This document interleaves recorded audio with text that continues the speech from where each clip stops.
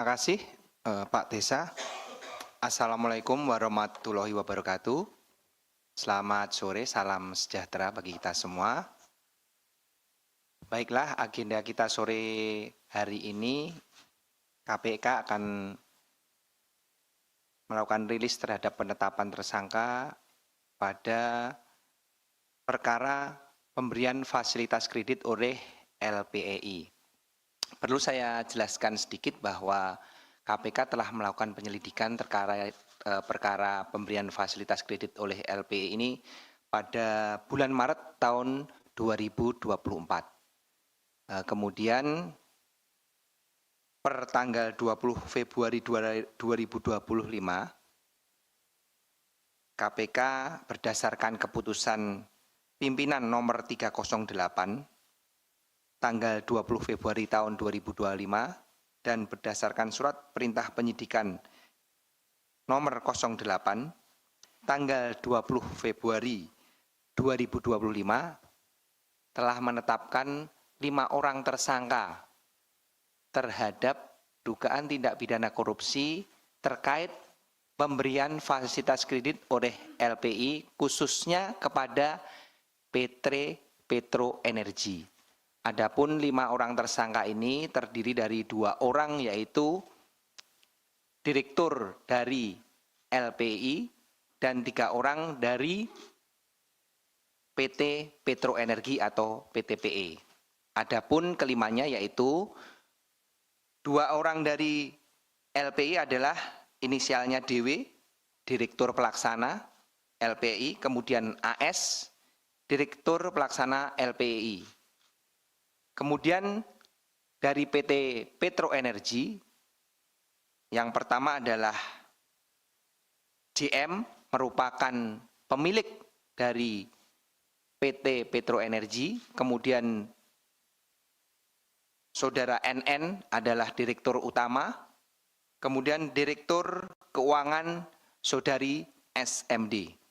Ini adalah 5 orang yang per tanggal 20 Februari 2025 ditetapkan sebagai tersangka dalam perkara dugaan tindak pidana korupsi terkait pemberian kredit oleh LPEI, khususnya di PTPE. Perlu saya jelaskan bahwa sejak 2024 bulan Maret, KPK melakukan penyelidikan terhadap kurang lebih 11 debitur. 11 debitur yang diberikan kredit oleh LPI. Adapun total kredit yang diberikan dan juga menjadi potensi kerugian keuangan negara akibat pemberian kredit tersebut adalah kurang lebih 11,7 triliun. Jadi untuk bulan Maret ini KPK telah menetapkan 5 orang tadi, untuk sedangkan 10 debitur lainnya masih dalam proses penyelidikan dan penyidikan lanjut. Untuk kemudian nantinya akan kita sampaikan juga kepada rekan-rekan jurnalis saatnya akan ditetapkan sebagai tersangka. Di sini saya akan menjelaskan terkait dengan khususnya yaitu pemberian kredit kepada PTPE yang dalam penyidikan telah ditemukan berbagai perbuatan melawan hukum yang dilakukan baik oleh Direktur LPI maupun dari pihak PTPE sendiri.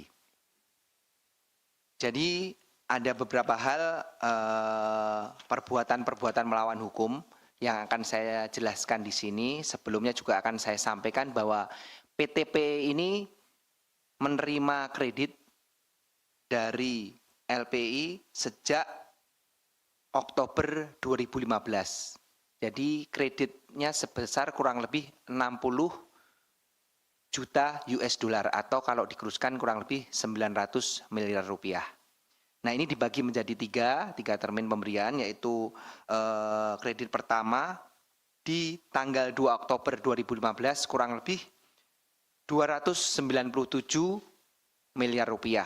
Kemudian di top up lagi di 19 Februari 2016 sebesar 400 miliar rupiah.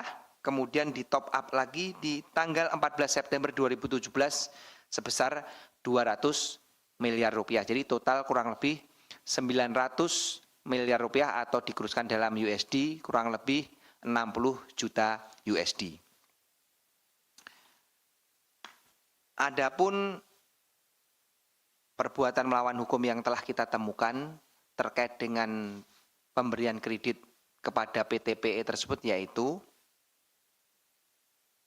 para direksi dari LPI ini mengetahui bahwa current rasio PTPE ini di bawah 1 atau tepatnya 0,86, sehingga hal ini menyebabkan laba perusahaan yaitu PTPE sebagai sumber penambahan aset lancar tidak bertambah, sehingga akan mengalami kesulitan apabila nanti melakukan pembayaran terhadap kredit yang diberikan oleh PT LPI, atau singkatnya pendapatan dia itu lebih kecil daripada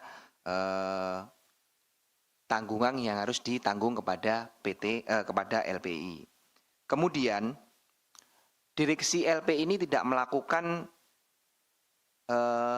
inspeksi ya terhadap jaminan atau agunan yang diberikan pada saat PTPE ini melakukan atau mengajukan proposal kredit. Kemudian PTPE ini membuat kontrak palsu. Jadi kontrak-kontrak inilah yang dijadikan dasar ketika PTPE ini mengajukan kredit kepada LPI.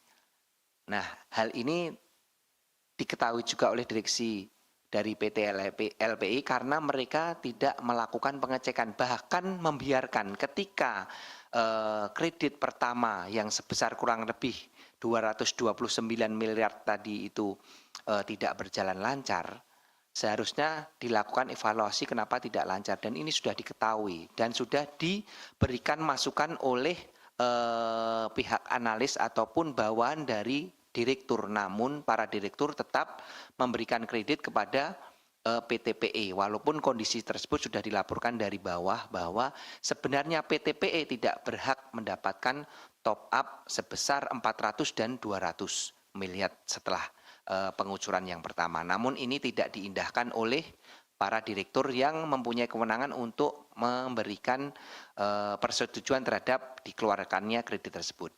Hal ini kenapa? Karena memang di awal sebelum dilaksanakan proses pemberian kredit antara direksi PTPE yang tadi telah kita jadikan tersangka, dua orang tersebut terjadi pertemuan, yaitu dengan direktur utama saudara NN dan komisaris atau pemilik PT PE yaitu saudara JM di kantor PTPE, dan mereka bersepakat bahwa untuk proses pemberian kredit itu akan dipermudah, yaitu sebesar pada saat itu janjinya sebesar kurang lebih 1 triliun rupiah. Nah, hal ini dilaksanakan juga yaitu pada tadi ketika para bawahan dari direktur tadi menyampaikan bahwa PTP ini sebenarnya tidak layak untuk menerima kredit karena kondisi keuangannya yang tidak baik, kemudian melakukan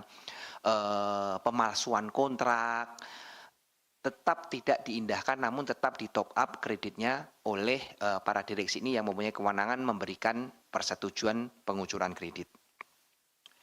Kemudian PTPE sendiri juga memalsukan purchase order maupun invoice tagihan yang ini digunakan untuk saat ketika melakukan pencairan di LPI. Ini adalah semua palsu, semua sudah terkonfirmasi dari saksi-saksi maupun dokumen-dokumen yang kita temukan maupun barang bukti elektronik hasil dari cloning device-device yang kita temukan baik dari komputer maupun dari percakapan handphone. Semuanya terrecord bahwa itu semua invoice maupun purchase order yang dibuat oleh PTPE untuk mencairkan kredit itu adalah palsu ataupun fiktif. Kemudian PT LPI sendiri di dalam proposal tujuannya untuk memperoleh kredit itu adalah untuk berusaha ataupun untuk bisnis bahan bakar solar. Namun faktanya mereka melakukan side streaming, jadi tidak digunakan untuk bisnis solar tersebut, tapi malah digunakan untuk berinvestasi ke usaha yang lain. Dan ini sebenarnya sudah diketahui oleh para direksi LPEI, namun dikarenakan dari awal mereka sudah bersepakat, hal tersebut tidak pernah diindahkan. Nah, dari berbagai perbuatan melawan hukum tadi, kami KPK telah melakukan koordinasi dengan BPKP selaku penghitung kerugian negara dan dinyatakan bahwa kerugian keuangan negara yang sampai saat ini dihitung kurang lebih 60 juta USD khusus untuk PTPE, untuk sedangkan dari yang lainnya masih dalam proses penyelidikan dan penyidikan, yaitu 10 debitur. Mungkin itu saja yang bisa saya